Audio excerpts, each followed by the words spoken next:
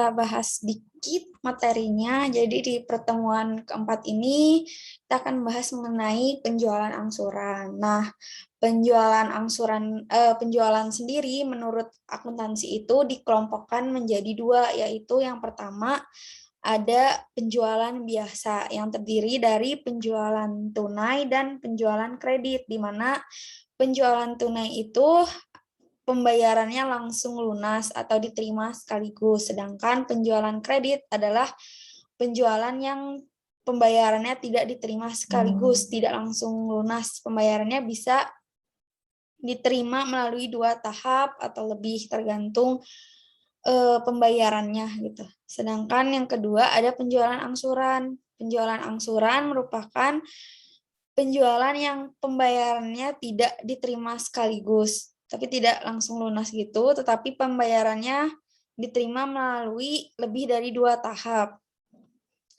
Nah, istilah penjualan angsuran ini dengan penjualan kredit itu hampir sama, cuman kalau penjualan kredit itu yang dibayar hanya 2 kali, berarti bukan merupakan penjualan angsuran gitu. Jadi kadang kan kredit ada yang bisa dibayar 2 kali lunas, sedangkan kalau penjualan angsuran kalau 2 kali itu belum bisa gitu. Jadi kalau misalnya dia 2 kali berarti namanya penjualan kredit, kalau lebih berarti penjualan angsuran gitu.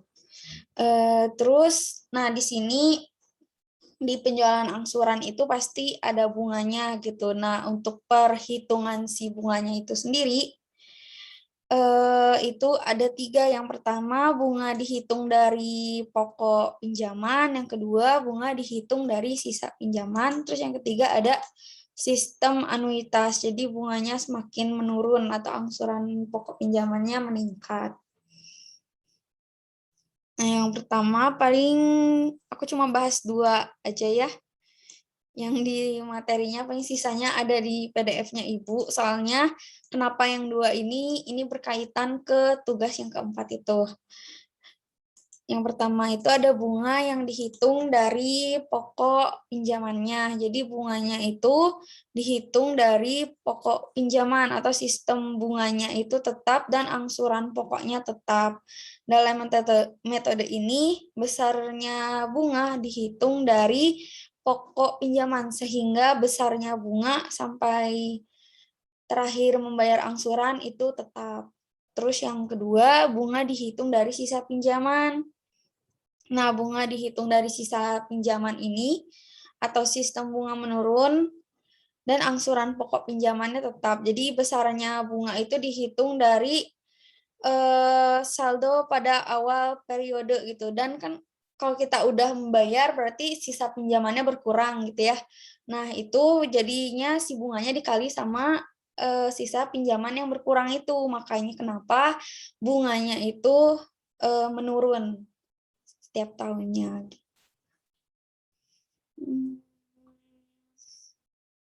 Nah, ini juga ya kalau angsuran bulanan itu bunganya didasarkan pada saldo awal bulan. Kalau angsuran tahunan maka bunganya didasarkan pada saldo awal tahun. Dan jumlah bunganya semakin lama semakin turun. Mungkin langsung ke pembahasan soalnya aja.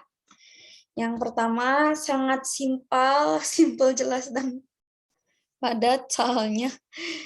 Yang pertama itu ada soal dengan menggunakan perhitungan pembayaran angsuran metode long end interest dan short end interest.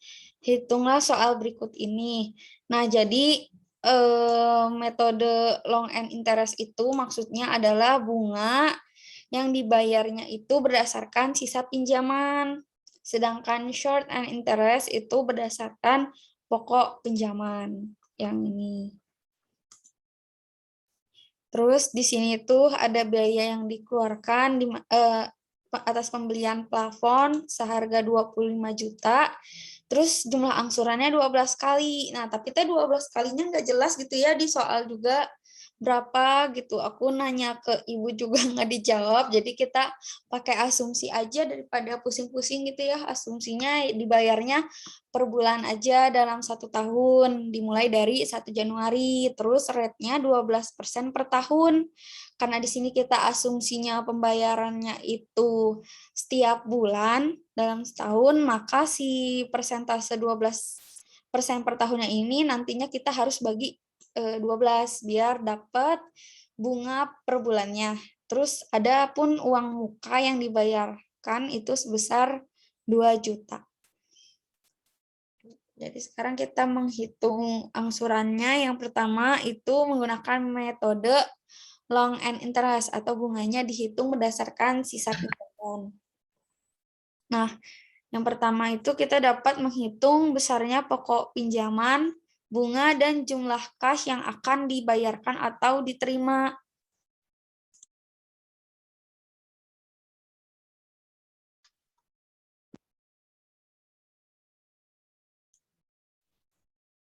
Ya, pertama kita masukin dulu di tabelnya itu ada tanggal, terus angsuran pokok pinjamannya, terus bunga yang dibayarkan, sama kas yang dibayar atau diterima.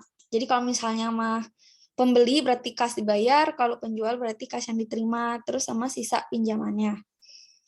Yang pertama, ceritanya kan tadi asumsinya per bulan dan dimulai dari Januari. Berarti pada tanggal 1 Januari 2021 itu transaksi penjualannya.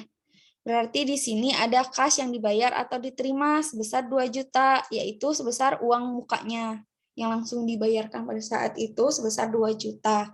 Nah, sisa pinjamannya berarti kita selisihkan si harga plafon. Kalau misalnya ada biaya lain pun juga nanti dijumlahin aja ya. Itu si 25 juta dikurangi dengan 2 juta. Jadi dapatlah sisa pinjaman awalnya itu sebesar 23 juta setelah kita membayar uang muka. Dan yang di awal ini belum ada pembayaran bunga dan angsuran pokok pinjamannya, makanya kosong. Terus berarti lanjut ke tanggal 1 bulan berikutnya karena kita bayar kan bulanan gitu. Jadi yang pertama kita hitung dulu angsuran pokok pinjamannya. Untuk angsuran pokok pinjamannya itu kita di sini tinggal bagiin aja si 23 juta ini, si sisa pinjamannya dengan 12 karena kan diangsurnya 12 kali. Dan kalau misalnya long end interest maupun short end interest itu jumlah pokok pinjamannya sampai akhir sama gitu. Jumlah cicilan yang dibayarkannya dan totalnya pun harus 23 juta. Bicaranya 23 juta atas sisa pinjamannya dibagi jumlah angsurannya tadi bayarnya 12 kali dibagi 12. Terus untuk bunganya itu dari 1% dikali 20. Oh, di sini penjelasannya. Jadi untuk bunganya itu kan diketahui di soal bahwa bunganya 12% per tahun. Berarti karena kita di sini bayarnya bulanan, kita harus cari bunga per bulannya. Bunga per bulannya itu 12% kita bagikan dengan 12 atau dibagi dengan jumlah angsuran. Bahasanya boleh gitu. Sebesar 1%. Maka bunga per bulannya yaitu bunga yang dibayarkan per bulannya yaitu bunga per bulannya persentasenya 1% dikali sisa pinjaman per bulannya. Jadi sebulan sebelumnya gitu. Jadi misal kita hitung 1 Februari berarti menggunakan sisa pinjaman yang bulan sebelumnya. Kalau 1 Maret menggunakan sisa pinjaman di 1 Februari gitu ya. Kayak di sini yang Februarinya 1% dikali 23 juta, jadi dapat bunganya 230.000 untuk 1 Februari. Dan misalnya di 1 Maret, kita pakai 1% dikali dengan 21 juta. Gitu. Sebesar 210.833.000 gitu, terus sampai ke bawah. Cuma kan pengerjaannya ke samping gitu ya, nggak bisa langsung. Nah, setelah kita menghitung angsuran pokok pinjaman dengan bunganya, kita hitung kas yang dibayar atau yang akan diterima oleh penjual maupun pembeli.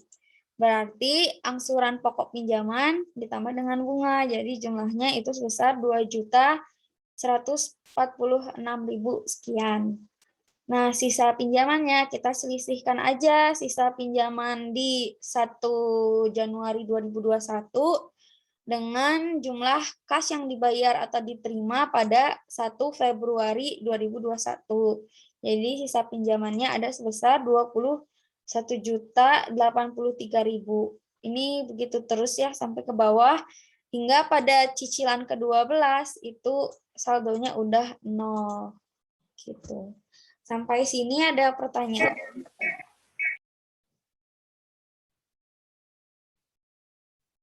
Belum, Teh. Cukup ya. Nah, setelah kita buat nih si tabel perhitungan angsuran pokok, bunga, dan kasnya, kita buat jurnalnya, jurnal yang dibutuhkan. Jurnalnya yang pertama itu pada saat transaksi jual belinya. Karena kan di sini ada penjualan atau pembelian plafon sebesar 25 juta. Berarti kita akui ada penjualan angsuran di kreditnya sebesar 25 juta untuk penjual. Sedangkan untuk pembeli, kita mengakui ada pembelian plafon di debit sebesar 25 juta. Terus, karena di sini kita menjual, otomatis kita menerima kas. Kasnya itu sebesar uang muka yang diterimanya, sebesar 2 juta, dan sisanya diakui sebagai piutang penjualan angsuran. Sedangkan untuk pembeli, kasnya berkurang 2 juta, si selisihnya kita akui sebagai utang pembelian angsuran. Terus, pada tanggal 1 Februari 2021, di sini kita membayar angsuran ke-1. Untuk membayar angsuran ke-1, otomatis di sini untuk dari sisi penjual kita menerima kas, dan di sisi pembeli kita kasnya berkurang sebesar 2.127.500. Itu bisa dilihat di sini. Bentar.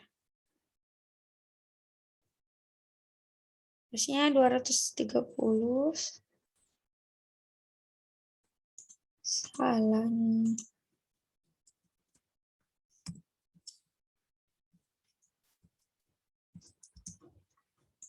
Harusnya sebesar 2.146.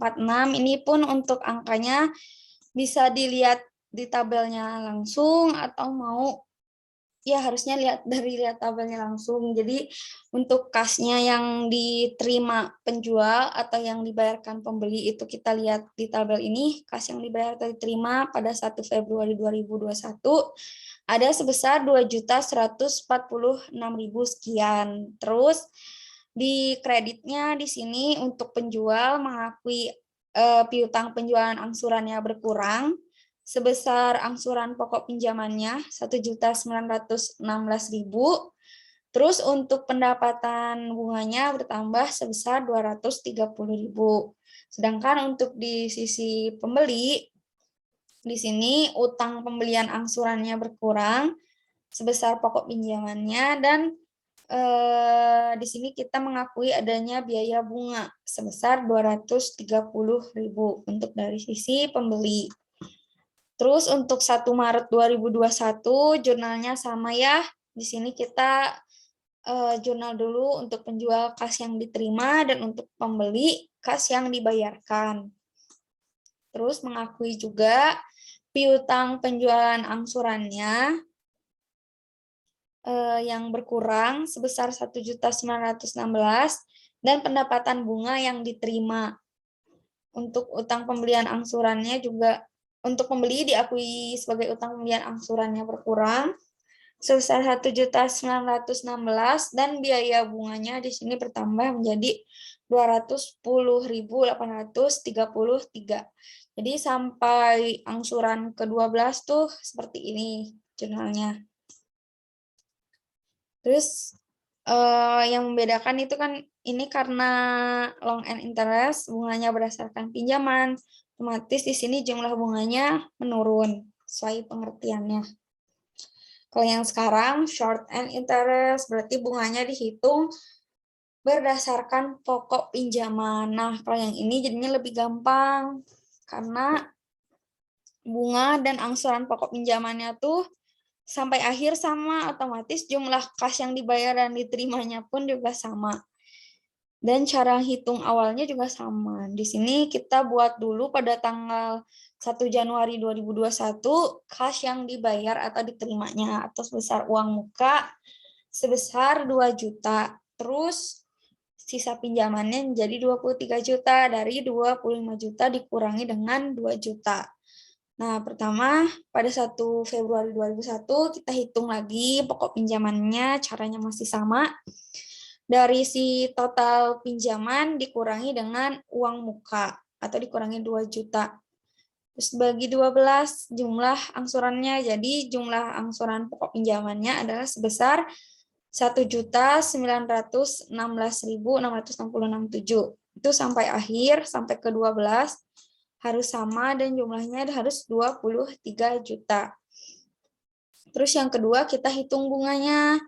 Nah, untuk bunganya karena dari pokok pinjaman otomatis dari awal kita angsur sampai akhir membayar angsuran itu kita tinggal kali aja persentase bunga per bulannya, yaitu tadi kita hitung sebesar 1% dikalikan dengan pokok pinjaman yang 23 juta. Kenapa 23 juta? Enggak yang 25 juta kan karena kita udah bayar 2 juta. Jadi pokok pinjaman yang masih harus diangsur, sisanya itu sebesar 23 juta. Jadi sampai akhir itu 1%-nya dikali dengan 23 juta. Jadi sebesar 230.000. Terus untuk kas yang diterima atau dibayarnya juga masih sama caranya. Angsuran pokok pinjaman ditambah dengan bunga. Sampai akhir juga sama, jadi jumlahnya 27.760.000. Terus sisa pinjaman juga sama caranya. Dari si pinjaman awal dikurangi dengan kas yang dibayar atau diterima. Hingga akhirnya saldonya 0. Terus kita buat jurnal. Jurnalnya pun juga masih sama. Apalagi ini jurnalnya lebih gampang sampai cicilan ke-12. Tetap aja gini angkanya juga sama, jurnalnya sama. Transaksi yang awalnya pun juga sama jurnalnya. Di sini kita ngakuin kalau dari penjual ada kas yang diterima, terus ada piutang penjualan angsurannya bertambah dan jumlah penjualannya juga bertambah. Untuk pembeli ada pembelian sebesar 25 juta, terus ada utang pembelian angsurannya bertambah, terus kasnya berkurang sebesar 2 juta atau dari uang muka. Selesai deh. Sampai sini ada pertanyaan nggak?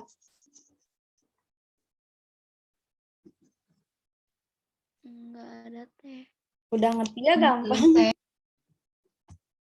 Ya, ada yang mau nanya? Belum, Teh. Oh, belum. Tapi kayaknya udah selesai. Simple ya materinya sekarang.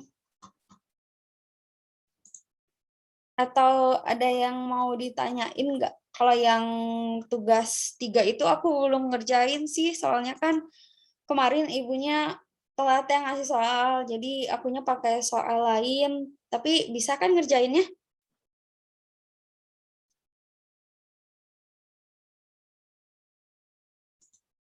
Yang soal pertemuan 3. Bisa, Teh. Oke. Pokoknya walaupun kalau nggak salah gitu kan di soalnya tuh nggak ada ini ya, nggak ada pembayaran kredit. Tapi walaupun nggak ada pembayaran kredit, pokoknya ingat konsep likuidasi itu, kalau udah yang namanya likuidasi, semua saldo yang ada di neraca saldo itu harus dinolkan, walaupun nggak ada keterangan membayar utang kepada kreditur, kayak gitu, kita tetap harus membuat saldonya itu menjadi 0 dan semua aset non-kas harus dijual. Gitu sih paling kuncinya dari likuidasi. Terus kalau misalnya likuidasi, kalau misalnya ada 3 sekutu yang insolven atau uangnya tuh kurang gitu ya. Dan ini tuh ketiga sekutunya kurang. Jadi nanti kan bingung ya kan kalau misalnya ada 1 atau 2 sekutu yang kurang bisa dialokasiin dari sekutu yang masih solven. Nah, kalau misalnya tiga-tiganya kurang, itu nanti tinggal tambah kas aja sebesar kekurangannya. Gitu sih paling yang mau disampaikan. Untuk keseluruhan ada yang mau ditanyakan lagi nggak?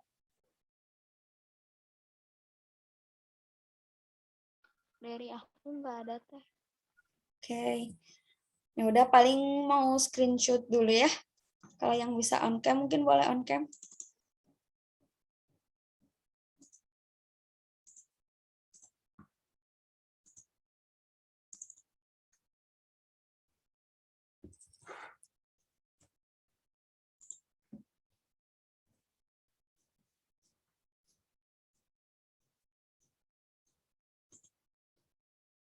Ada lagi yang mau on cam?